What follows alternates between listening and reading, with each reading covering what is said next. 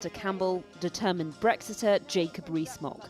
They agree on hating the Prime Minister's Brexit plan, but little else. So can they persuade the British public to back their own alternatives? I think the argument on Brexit is now absolutely reaching boiling point, and the point is that ultimately I think the country is going to have to decide. Do you want to know where we're going? Okay. We're taking you to a South London market, and as well as talking to people about Brexit, we have got a shopping list for both of you. I'm not buying bananas. I hate bananas. I think they're disgusting. Bananas are wonderful. I think the smell of bananas is so horrible, let alone the taste. Right, okay. Banana is actually the greatest food of all. The bent banana thing was one of the many lies that Boris Johnson told when he was the Daily Telegraph Brussels It's not true, there was an EU regulation on it. What, saying you had to have... There was a specific EU regulation on the curvature of bananas. There may have been. Yeah, there was. Nobody ever said there will be a ban on bent bananas. No, but they had a specific regulation on the curvature. An item of food you can stockpile may or may not be required in the event of no deal. We still had soap flakes that my grandmother had stockpiled in advance of the Second World War when we moved house in 1978. Alastair, what say you? Stockpiling? What would I stockpile? Probably bananas, actually. I think if there's... Bananas? Yeah. Oh, they do, don't they? Yeah, yeah, you're right. And the final item? Present for the Prime Minister. That's tricky. What might you get? Well, who might it be? Oh. By December the 25th. By December the 25th, it'll still be Theresa May. I think very unlikely for it to be anybody else.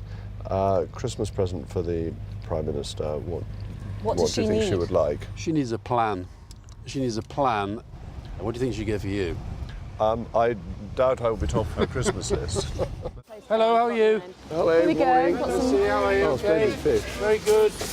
Yeah, of course you can. Be delighted. I do want you to become Prime Minister. Oh, you are kind. Oh, here we go. Thank you very much. Well, what's going on? Thank you. Yeah, I want him to be Prime Minister. All right. Why do you want to be Prime Minister? He's a Leave person, and Theresa May is no good. Alastair wants a second referendum. No, we're not going to go for a second referendum. No, we've had the referendum. Yes, I know. We've had 3 votes on it. Yeah, but if Parliament can't decide... But how many more votes are we going to have? We're very happy I've met you now. Are you surprised at how complicated it's become? Yeah, it is. It has become, yeah. But is that not because gentlemen like Jacob told us that it was going to be straightforward and easy? And it's actually very, very complicated because it's decades of intermeshing legislation and treaties and trade arrangements. I think the European Union is making it difficult.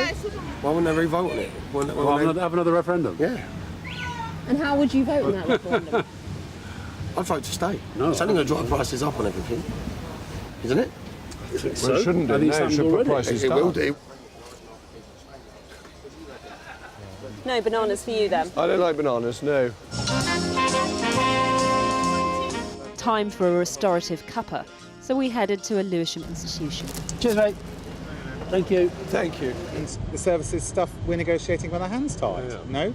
Absolutely, because the backstop is there and therefore they... He's in there. What's he saying? You can't just go off and talk to me. We're getting some... We can't accept this deal, so we have to go back or we have to go for a no deal. Go for a no deal. No deal. No deal. Well, or get another deal, but we can't have this deal. I think we'd be better off staying in there by looking at the business part of you know? Maggie was born in Ireland but has run her cafe here for more than 30 years. She's now worried Brexit will make it harder to find staff. I think it's about democracy, and should we make our own laws? I think we should get more people to work. We can't find work for staff in the catering. And I had an ad there for part-time chef. It's been up there 2 months. 2 years ago, I could have 50 people walk through the door and ask me about a job. But I haven't one person who walked through the door that said, is there any jobs going? The ad is up there. And what sort of people were coming forward before? Before, you get a lot of Romanians. Then we met a consultant gynaecologist on his day off. He wanted to share a personal story. He voted Leave, believing the NHS would get more money. His wife is also a doctor, but German. I very naively voted to leave, and my wife casually asked me one evening what my voting decision was, and I put it into a very succinct situation. I told her what I did, and it was like lighting the blue touch paper and standing back. And I don't think I've ever seen anyone who felt so devastatingly betrayed, upset, let down. And we've got 2 daughters, 15 and 18 at the moment, and as far as I'm concerned, that was the end of a very successful marriage. Do you regret the way you voted? I regret it so much. It breaks my heart talking about it. Jacob. Well, the story you tell is incredibly sad and heart-rending for you. And there's very little I can say on that side of it. I appreciate that. Felt that the government, particularly Theresa May, made a great mistake after the referendum in not making it clear that all EU nationals who were here were not only entitled to stay but were welcome to stay. Yes. But at the end of the day, I think the British public should have another shot at this. A reminder of just how divisive the Brexit issue has been, and with the debate ongoing, will continue to be.